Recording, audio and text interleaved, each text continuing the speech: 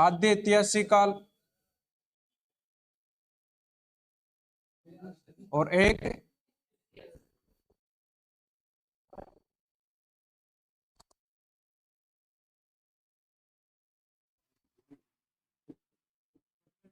अपन ने इसकी बात कर ली और आज बात करेंगे अपन आद्य ऐतिहासिक काल की। आद्य ऐतिहासिक काल,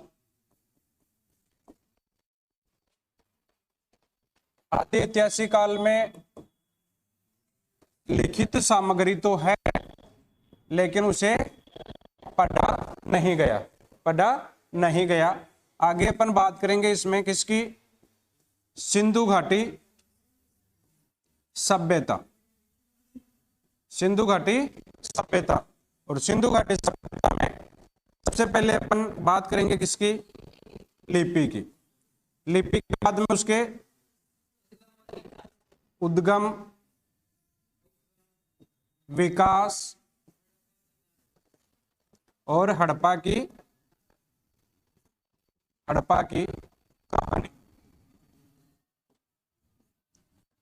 इसके बाद में इसका विस्तार, इसके बाद में इसका कालक्रम, कालक्रम के बाद में इसका प्रमुख नगर व इनमें मिले जो भी साक्ष्य थे वो, और उसके बाद में इसकी कौन कौन सी विशेषताएं थी सिंधु घाटी सभ्यता की। विशेषताओं में सबसे पहले सिंधु घाटी सभ्यता का समाज कैसा था, जीवन, इनका आर्थिक जीवन कैसा था, और यहाँ कैसा नगर नियोजन था, नगर नियोजन। और उसके बाद में अपन बात करेंगे किसकी, पद। ठीक है ना।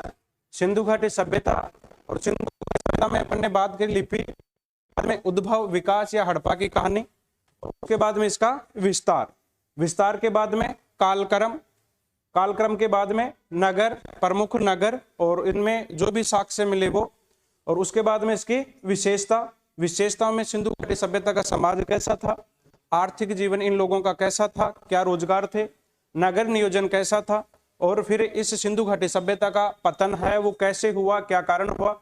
सबसे पहले अपन बात करते हैं किसकी, लिपि की। सिंधु घाटी सभ्यता की जो लिपि है उसकी अपन बात करेंगे। सिंधु घाटी सभ्यता की लिपि को आप बोल सकते हैं भाव चित्रात्मक लिपि, चित्राक्षर लिपि,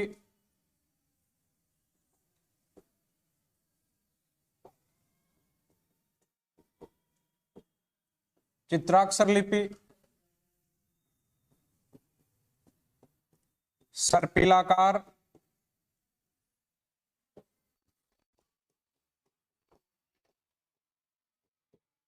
गोमूत्री,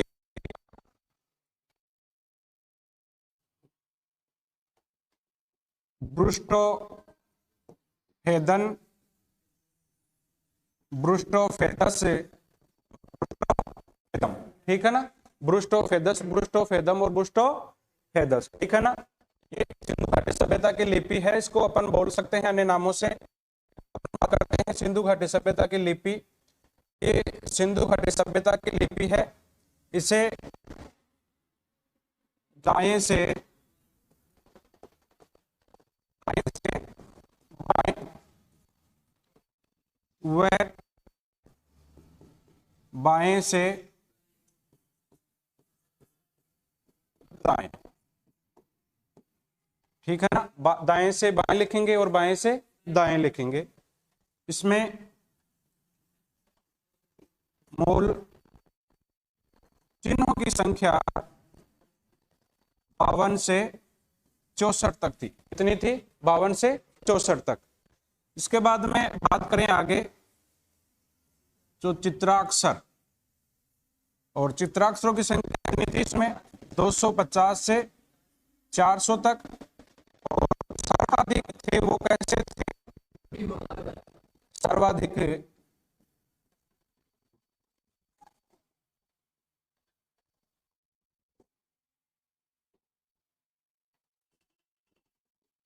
उल्टे यू आकार के।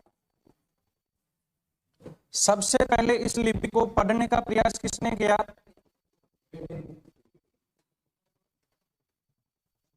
पढ़ने का प्रयास विश्व के संदर्भ में अपन बात करें तो कौन थे? वेडेन महोदय। वेडेन महोदय। और भारत के संदर्भ में अपन बात करें तो कौन थे? नटवर झा। नटवर झा। सिंधु घाटी सभ्यता की लिपि के जो साक्ष्य थे वो कहां से मिले पे? साक्ष्य यानी मोहरे, मोहरों से मिले ना। और ये मोहरे थी, एक आपको हड़प्पा सभ्यता, एक आपको मोहन जो और दड़ो, और एक आपकी थी लोथल। यहां से तो प्रमुख मोहरे मिले थे, ठीक है, मोहरे। और यहां से हड़प्पा से एक क्या मिला था? कब्रिस्तान। और कब्रिस्तान का क्या नाम था? है ना, एच नहीं एच।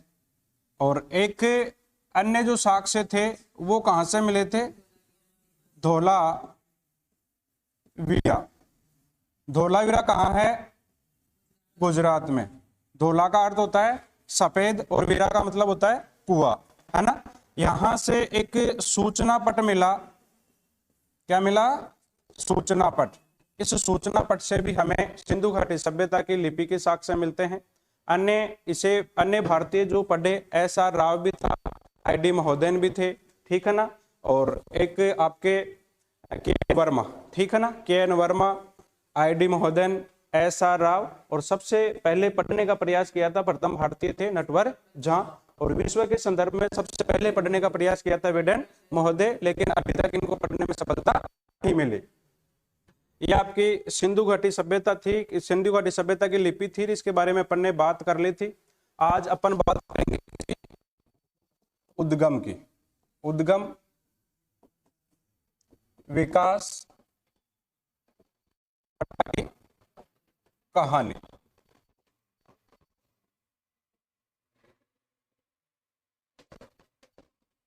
इस विश्व में, पूरे विश्व में प्रमुख 4 सभ्यताएं थी। कितनी सभ्यताएं हैं? सभ्यताएं। और प्रमुख 4 सभ्यताएं, जैसे पहले तो आपकी मेसोपोटामिया की सभ्यता।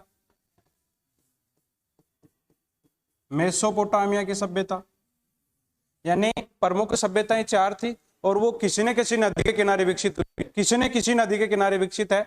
और यहीं पर इन नदियों के रास्ते परिवर्तन करने के कारण या बाढ़ के कारण, है ना, ये क्या हो गई थी? विलुप्त हो गई थी। तो पूरे विश्व में 4 प्रमुख सभ्यताएं थी, 4 बड़ी सभ्यताएं थी। और इन सभ्यताओं में सबसे पहली सभ्यता है वो कौन सी सभ्यता है? मेसोपोटामिया की सभ्यता। दूसरी जो सभ्यता थी वो थी आपकी कौन सी सभ्यता? मिस्र की सभ्यता। कौन सी सभ्यता थी? मिस्र की सभ्यता। और तीसरी जो सभ्यता थी वो थी आपकी हड़प्पा कह सकते हैं अपन, या फिर क्या कह सकते हैं? सिंधु घाटी सभ्यता, ठीक है ना, सिंधु घाटी सभ्यता। और चौथी जो सभ्यता थी वो कौन सी थी? चीन की सभ्यता, है ना। मेसोपोटामिया की सभ्यता है ये दजला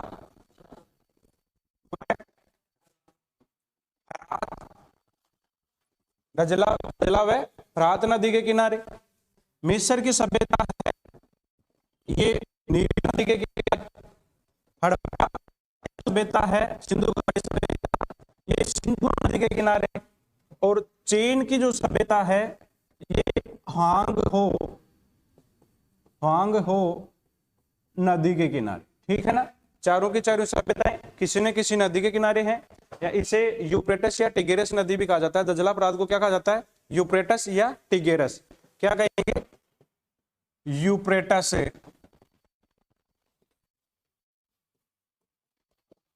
टिग्रिस, ठीक है। अन्य नाम कौन सी नदी के? दजला व फरात। विश्व में प्रमुख 4 सभ्यताएं थी, वो किसी न किसी नदी के किनारे थी। पहली सभ्यता है मेसोपोटामिया की सभ्यता, जो दजला व फरात नदी के किनारे है।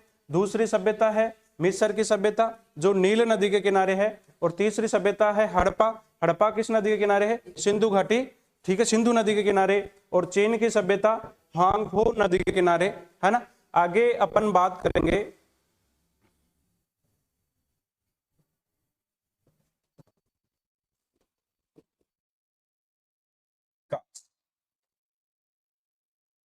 सिंधु घाटी सभ्यता का विकास कहाँ हुआ, कैसे हुआ। एक नाम अपन को मिलेगा, एक नाम था, कल मैंने आपको बताया था, जॉन लेविस, ठीक है। जॉन लेविस से ये एक सैनिक के रूप में भारत आया था। किसके रूप में? सैनिक के रूप में। जॉन लेविस, जिसका नाम, ये तो जॉन लेविस तो इसका वास्तविक नाम था, और अपन किस नाम से जानते हैं इसे? चार्ल्स मेसन के नाम से। किसके नाम से जानते हैं? चार्ल्स मेसन के नाम से। ये चार्ल्स मेसन था एक सैनिक के रूप में। 1805 ईस्वी में आंग्ल मराठा युद्ध हुआ था। आंग्ल मराठा युद्ध 1805 ईस्वी में, और एक यहां आंग्ल मराठा युद्ध में, और एक हुआ था आपका भरतपुर का युद्ध। कौन सा युद्ध? भरतपुर का युद्ध। इस भरतपुर के युद्ध और आंग्ल मराठा युद्ध में भाग लेने वाला कौन था? John Levi's. जॉन लेविस था यहाँ एक सैनिक रिक्रूट के रूप में आ गया, और यहाँ जो अंग्रेज अधिकारी था वो था जनरल लेक, और इस जनरल लेक की सेना में सैनिक कौन था? आपका जॉन लेविस, ठीक है ना। जॉन लेविस, चंद्रशेखर आजाद है ना, हाँ चंद्रशेखर आजाद है, चंद्रशेखर आजाद। यहाँ चंद्रशेखर आजाद, आप एक मैं बात बताता हूं आपको, आप जितने मजा लेने हैं उतने मजे ले लो, है ना, कोई दिक्कत नहीं। जितने मजे लेने हैं उसमें उतने मजे ले लो। आप एक दिन रोवोगे बैठ करके यदि पढ़ोगे नहीं तो। आज से लगभग 10 साल पहले बीजेपी को कोई नहीं जानता था। जानता था क्या कोई? बीजेपी को कोई नहीं जानता था, लेकिन एक आदमी आकर के पूरा का पूरा यहाँ का पूरा नजारा उसने चेंज कर दिया है, और वो था मोदी, था ना मोदी। और अभी राजस्थान में आप लेटेस्ट देख लो, चिरंजीवी योजना है, भामाशाह कार्ड है, ठीक है ना, हाँ भामाशाह कार्ड भी निकाल ले सारी की सारी। देखो 25 लाख की चिरंजीवी योजना थी, कितनी शानदार योजना थी कांग्रेस सरकार की, है ना। लोगों ने खूब इलाज भी करवाया है, लेकिन उस चिरंजीवी योजना को साइड में रखते हुए लोगों ने बीजेपी को चुना है। अब आप सोचो, लोगों ने कह दिया था कि मोदी की जो लहर थी वो समाप्त हो चुकी है, लेकिन यहां समाप्त नहीं, उसका उल्टा हुआ है। उल्टा हुआ ना, 115 सीट के साथ में पूर्ण बहुमत के साथ में बीजेपी सरकार बना रही है। कैंडिडेट कोई माड़ो को नहीं है, अपनों कर्मों से माड़ा है ना, ऐसी कोई बात नहीं है। कैंडिडेट कोई माड़ा नहीं होता है, सब ठीक होते हैं, है ना। लेकिन कहीं ना कहीं उनकी रणनीतियां थी वो अलग थी, और बीजेपी की रणनीतियां हैं वो अलग है। एक आदमी है पूरा का पूरा माहौल को चेंज कर सकता है, तो अपन को तो सिर्फ, और ये 5 साल के लिए कर रहा है, और 140 करोड़ भारतीय हैं उनको टैकल करता है एक आदमी। करता है कि नहीं करता? करता है ना।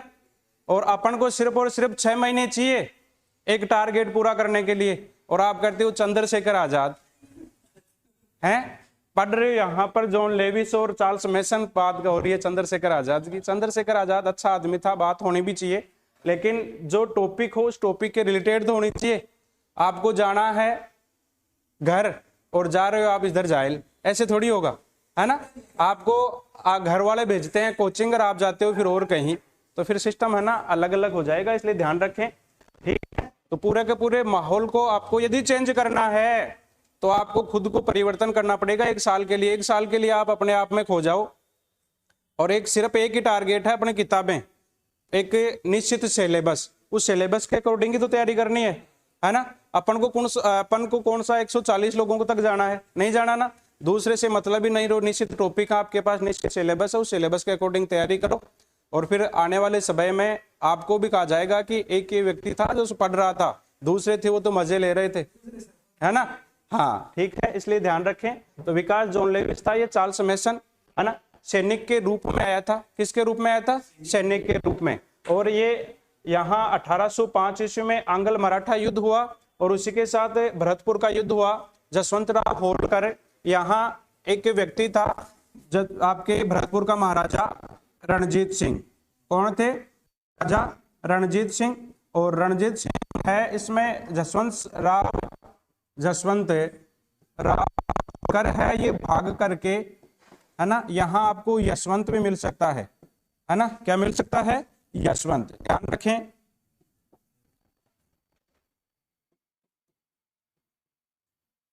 है ना, यशवंत राव होलकर है, ये रणजीत सिंह के वहां चला गया था और जनरल लेक था वो पीछे पीछे था इसके, वहां दोनों के बीच में युद्ध हुआ था और इस युद्ध में वो जीत नहीं पाया था, है ना। और बाद में यहाँ एक संधि हो गई थी। जैसे इस युद्ध में आया तो 1827 ईस्वी की 1826 से 1829 ईस्वी के मध्य, यहाँ 1827 ईस्वी में आपका चार्ल्स मेसन है, चार्ल्स मेसन। ये चार्ल्स मेसन एक आगरा कहाँ है? यूपी। यहां से एक दल गया था सिंधु घाटी सभ्यता का सर्वेक्षण करने के लिए। उस सर्वेक्षण में मुख्य रूप से ये भी शामिल था और यहां जाकर के सिंधु घाटी सभ्यता वाले क्षेत्र में, सिंधु घाटी वाले क्षेत्र में इन्होंने अनेक बौद्ध स्तूप व मंदिर खोजे, ठीक है ना। अनेक बौद्ध स्तूप और मंदिरों की जांच की, खोज की, उन्होंने अन्वेषण किया। और इस दल में मुख्य रूप से कौन था? Charles mason. कब की बात है? 1827 ईस्वी की। 1827 ईस्वी के बाद में 1842 ईस्वी में ये दोबारा भी गया था हड़प्पा में जांच करने के लिए, अन्वेषण करने के लिए। 1842 ईस्वी में इनके द्वारा एक किताब लिखी गई थी, the narrative of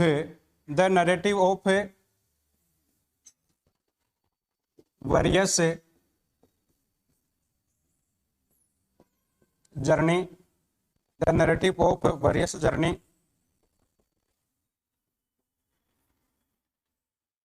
the narrative of various journey, Afghan, Punjab, Balochistan and Kalat area, ठीक है ना। और ये 1842 ईस्वी में प्रकाशित की गई थी। पूरा का पूरा विवरण था इसमें, इन्होंने उल्लेखित किया था किसका?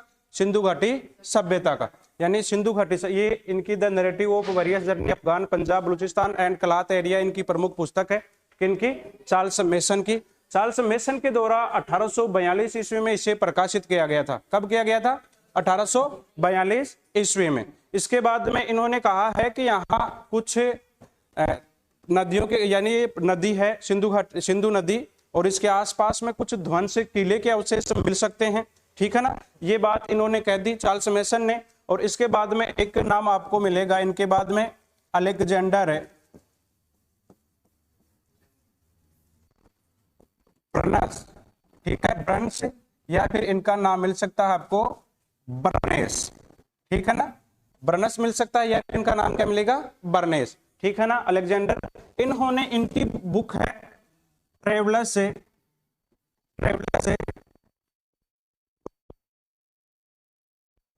बुखारा, ट्रेवलर्स टू द बुखारा। इसमें आपके चार्ल्स मेसन की बात को आगे बढ़ाते हुए इन्होंने कहा था कि सिंधु घाटी सभ्यता है, या फिर यहाँ भारत में प्राचीन नदी के किनारे एक ध्वस्त किले के अवशेष मिलते हैं या फिर मिल सकते हैं। आपके अलेक्जेंडर बर्नेस है, ये चार्ल्स मेसन की बात को आगे बढ़ाते हुए ये कहते हैं कि भारत में प्राचीन नदी के किनारे किसी ध्वंस किले के अवशेष मिल सकते हैं। ऐसा किसने कहा था? अलेक्जेंडर बर्नेस ने, ठीक है, अलेक्जेंडर बर्नेस ने। और इसके बाद में एक तीसरा नाम जो है वो है अलेक्जेंडर कनिंघम। ये जो 1827 ईस्वी में आगरा से एक दल रवाना हुआ था सिंधु के अन्वेषण के लिए, उसमें उसमें मुख्य सदस्य था। और एक बार ये 1853 ईस्वी में वहां गया अन्वेषण करने के लिए, एक बार 1856 ईस्वी में वहां पर गया, और एक बार 1872-73 में भी वहां पर ये अन्वेषण करने के लिए गए। 1853 में जब ये अन्वेषण करने के लिए गए पहली बार, उसके बाद में 1856 में ये गए तो यहाँ इन्होंने इसके ऊपर मानचित्र तैयार किया, इसका सिंधु घाटी सभ्यता का इन्होंने क्या तैयार किया, मानचित्र। और 1872-73 ईस्वी में भी ये फिर गए, यहाँ इनको एक यूनिकॉर्न मोहर प्राप्त हुई थी, किसकी, एक श्रृंगी बेल की, यूनिकॉर्न या वर्षभ युक्त मोहर, है ना। अब जब ये आगे यहाँ सिंधु घाटी सभ्यता के बारे में जानकारी दे दी, 1853 में पहली बार कब गए, 1853 ईस्वी में गए, ठीक है। दूसरी बार कब गए हैं, 1856 ईस्वी में गए हैं, और तीसरी बार कब गए हैं, 1872-73 ईस्वी में। अब 1861 ईस्वी में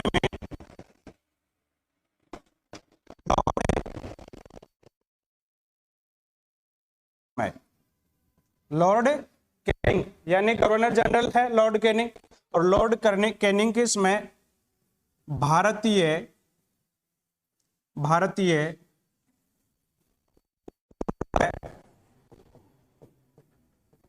विभाग की क्या कर दी गई, स्थापना कर दी गई। कब कर दी गई, 1861 ईस्वी में। इसका मुख्यालय कहाँ है, कहाँ था उसमें, कहाँ स्थापना की गई थी, कलकत्ता यानी कोलकाता में। और इसके अध्यक्ष किसको बनाया गया था, अलेक्जेंडर कनिंघम को इसको क्या बना दिया गया, अध्यक्ष बना दिया गया, ठीक है, अध्यक्ष बना दिया गया इसका भारतीय पुरातत्व विभाग का। इस कारण से भारतीय पुरातत्व का जनक किसको कहेंगे, अलेक्जेंडर कनिंघम को भारतीय पुरातत्व का जनक। भारतीय पुरातत्व विभाग का जनक कौन है, अलेक्जेंडर कनिंघम, जिसके नेतृत्व में 1861 ईस्वी में लॉर्ड कैनिंग के समय क्या कर दिया गया, कलकत्ता में इसकी स्थापना कर दी गई, किसकी, भारतीय पुरातत्व विभाग की। अब भारतीय पुरातत्व विभाग की स्थापना कर दी। अब इसका जो काम था जो भी प्राचीन स्मारक हैं, इमारतें हैं, स्थल हैं, उनकी खोज करना, और खोज के साथ साथ उनकी क्या करना, उनका रखरखाव करना। खोज करना, एक तो क्या करना, खोज करना, और एक उनका क्या करना, संरक्षण प्रदान करना, ठीक है ना, संरक्षण करना, उनका सुरक्षित रखना, उनकी देखरेख करना। इसके बाद में 1875 ईस्वी में इनके द्वारा एक सिंधु घाटी सभ्यता पर विस्तृत रिपोर्ट तैयार की गई। क्या तैयार की गई, रिपोर्ट। और इस रिपोर्ट को भारतीय पुरातत्व विभाग को सौंप दिया गया, ठीक है। विस्तृत रूप से आपको क्या करना है, इसके ऊपर काम करना है, सर्च करना है, अन्य स्थलों की खोज करनी है। जब इनको ये कहा गया 1875 ईस्वी में इनके द्वारा रिपोर्ट सौंप दी गई, और सौंपने के बाद में 1892 ईस्वी में एक एडवर्ड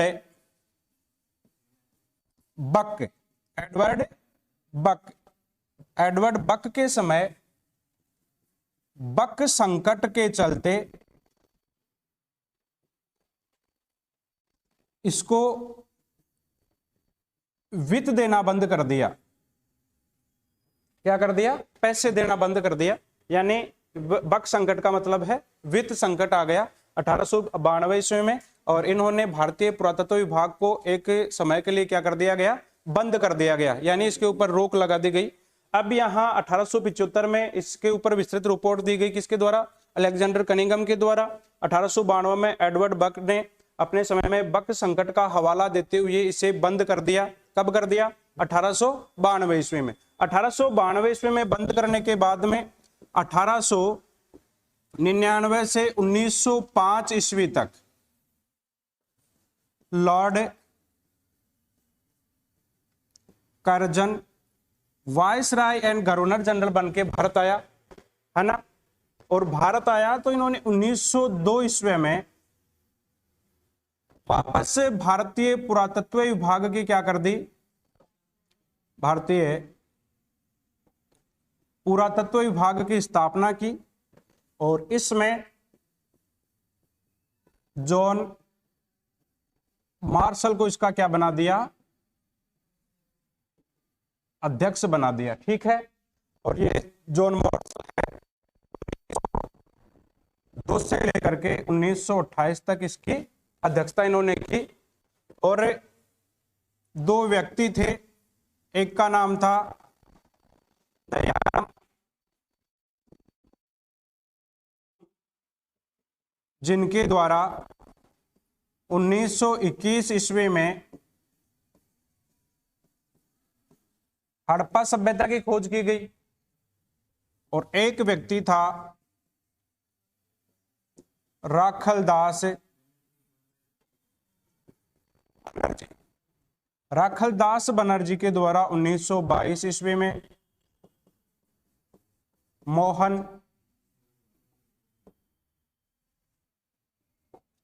मोहन जो दड़ो की खोज की गई। मोहन मर्दकों का, और जो का मतलब होता है का, और दड़ो का मतलब होता है टीला, मर्दकों का टीला, ठीक है। मोहन जो दड़ो, इनकी खोज की गई। और खोज करके इन्होंने इन दोनों को कार्य दिया। और एक छुपी हुई जो सभ्यता थी भारत की, सिंधु घाटी सभ्यता, उनका क्या हुआ, विकास हुआ, ठीक है ना। ये इसकी उद्भव की कहानी थी सिंधु घाटी सभ्यता की। एक बार आप फिर से देखो इसको।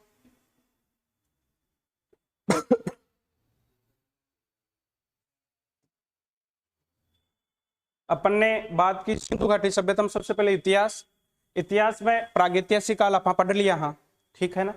फिर बात कर रहे हैं आप आदि ऐतिहासिक काल की। ऐतिहासिक काल में, आदि ऐतिहासिक काल में आप कह रहे हैं कि लिखित सामग्री तो है लेकिन बिन पढ़ नहीं पाया, ठीक है ना, पढ़ कौन पाया अभी तक।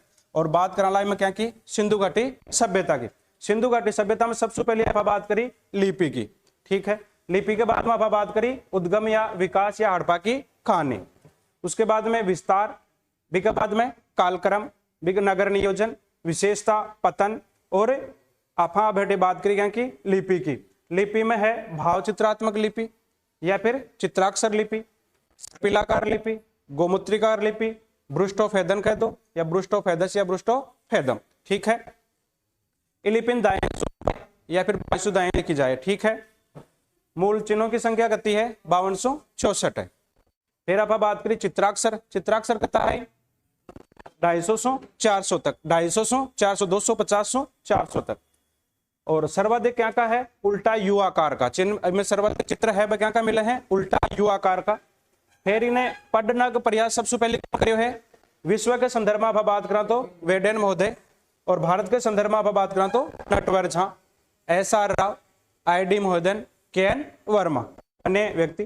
फिर आप बात करी सिंधु घाटी सभ्यता की जो लिपि है, विकास साक्ष्य आप खटासु में लिया मोहरासो, ठीक है।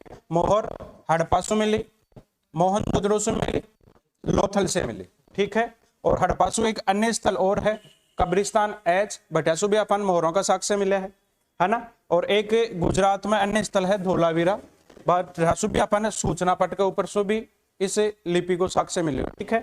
अब आगे बात करा उद्गम या विकास या हड़प्पा की कहानी। हड़प्पा की कहानी, विश्व में 4 प्रमुख सभ्यताएं थी और वो कोई ना कोई नदी के किनारे विकसित हुई है, ठीक है। पहली सभ्यता मेसोपोटामिया की सभ्यता, दूसरी सभ्यता मिस्र की सभ्यता, तीसरी सभ्यता चीन की सभ्यता, और चौथी हड़प्पा की सभ्यता, ठीक है। मेसोपोटामिया की सभ्यता दजला, फरात या फिर यूफ्रेटस या टिग्रिस नदी के किनारे है।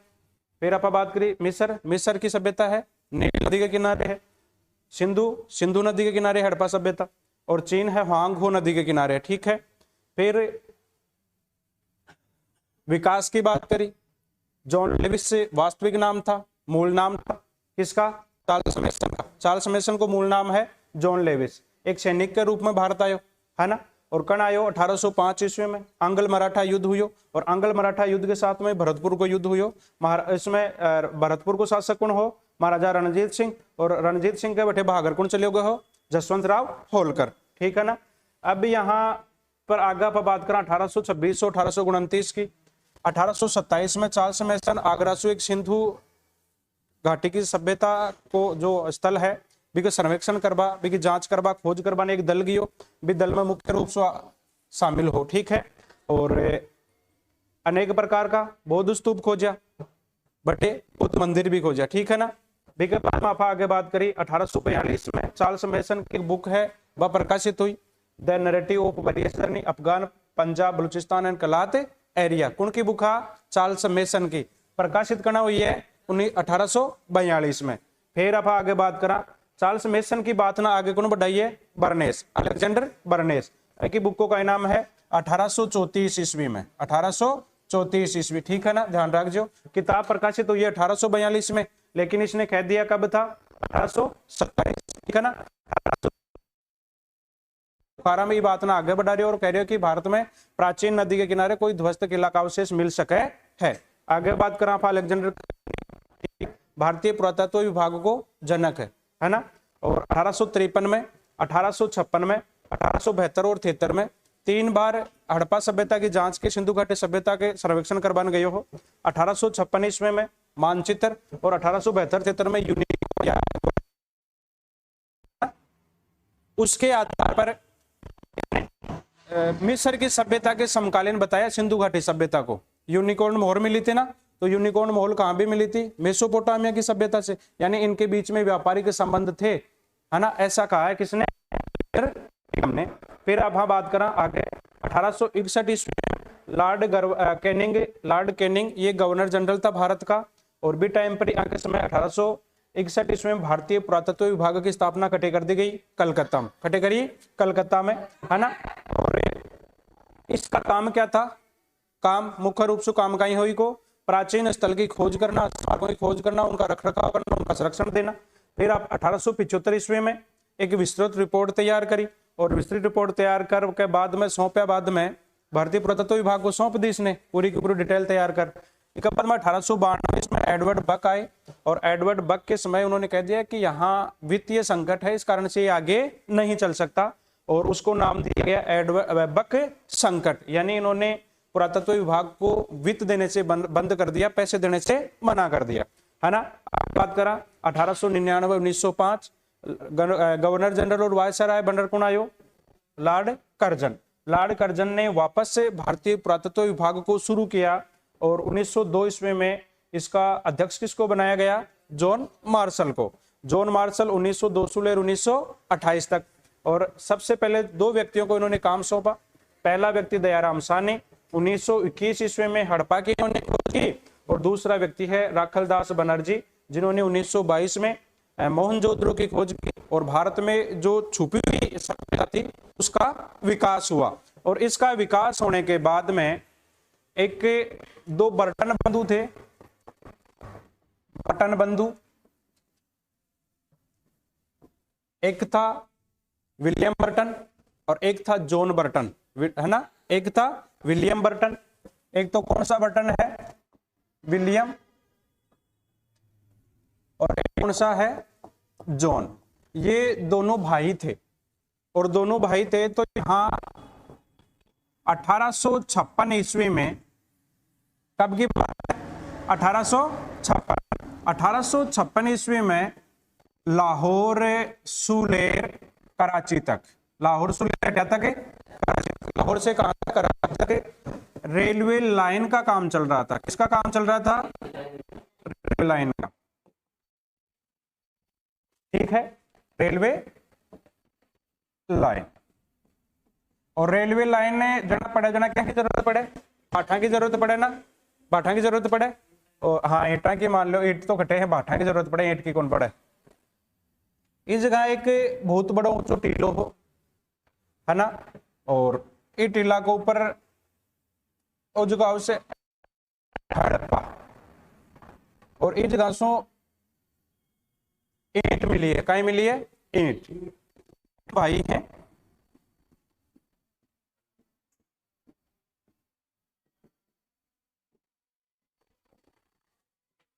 और ये खड़े खड़े मजदूरों को आदेश देते हैं,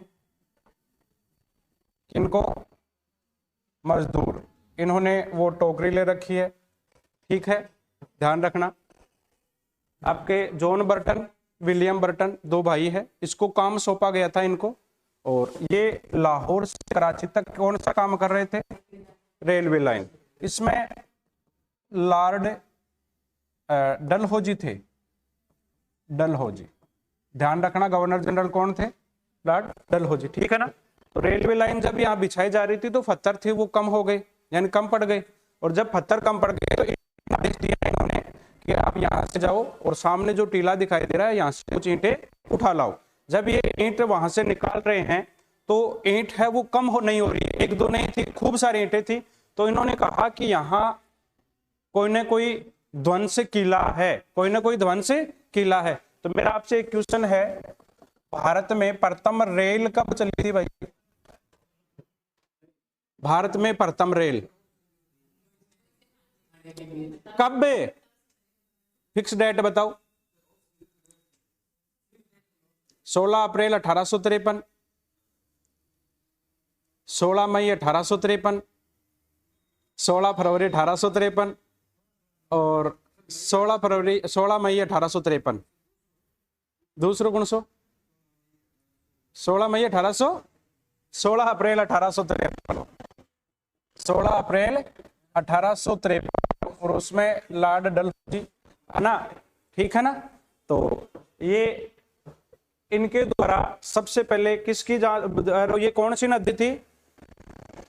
सिंधु नदी किनारे, सिंधु नदी के किनारे एक बहुत ऊंचा टीला था, और वहां पर जॉन बर्टन और विलियम बर्टन ने वहां पत्थरों को रेलवे लाइन में जब पत्थर कम हो गए तो उनको निकालने के लिए कहा गया, और इसकी जानकारी हड़प्पा सभ्यता की जानकारी थी वो इनके द्वारा दी गई, ठीक है। ये थी हड़प्पा की कहानी, हाँ ये थी हड़प्पा की कहानी, है ना। हाँ